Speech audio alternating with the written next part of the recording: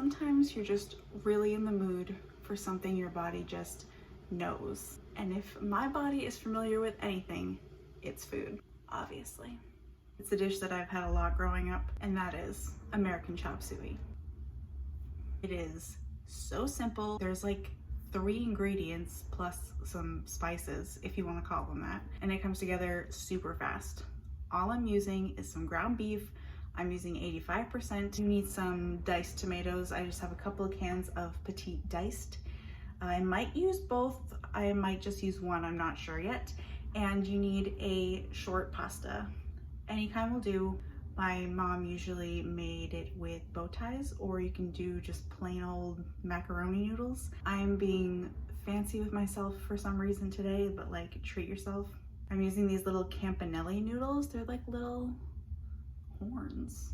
I don't know. Salt, pepper, and oregano.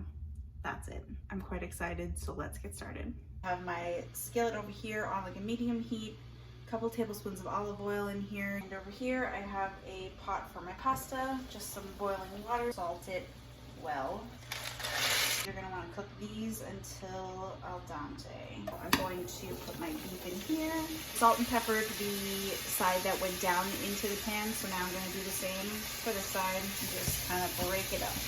Starting to get a little bit of a brown on this meat, and at this point I'm gonna add a little bit of oregano, some dried oregano here. And when I add this to my dishes, I like to just kind of give it a little rub, release those oils. It's extra delicious that way. Now that our meat is cooked all the way through, you can drain it off if you want to, but I kind of like all the juices in there because it just adds to the flavor. But I'm gonna add my tomatoes right to the beef. Just let those simmer in there. Mix this all around. Let these kind of cook together. Give them a little squish if you want. Pasta is done and drained. Put this on a low heat. I'm going to start to transfer this mixture into here. I'm going to just mix it all up. And this was always the hardest part for me. You have to let it sit for like 5, maybe 10 minutes. I remember going to my mom in the kitchen being like, when can we eat? This smells so good. I need to eat right now. And she told me, no, Megan, we have to let it marry. All those flavors have to get in there and marry into each other and just like soak into the pasta. All the delicious things need to happen. And turn the heat off. I reserved a little bit of pasta water that I'm just going to sprinkle in here as I need it. I don't want it too dry. Plus this pasta water is good and starchy. It'll make a really creamy sauce. And that pasta shape right there is like catching all of the sauce and all of the beef and the tomatoes.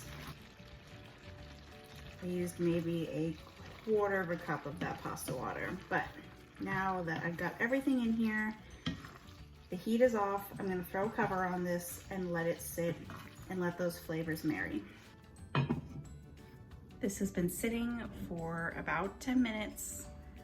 Oh, look how beautiful that is. Hear it.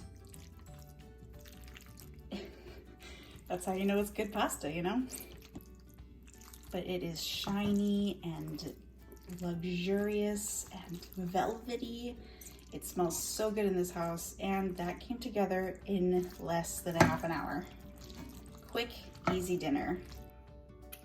I cannot wait to eat this. I gotta get all the stuff. Tomatoes, beef, pasta.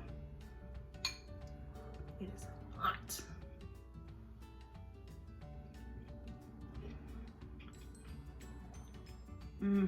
I could cry. This tastes so good. I am transported back in time. It's so comforting. Even though the weather is getting warmer, there is still time for comfort food. Always time for comfort food. You should make this. It's like a hug in a bowl, and your body will thank you for it, because it's like, wow, thanks for the love, giving me pasta. And super easy, and you will enjoy it. I promise.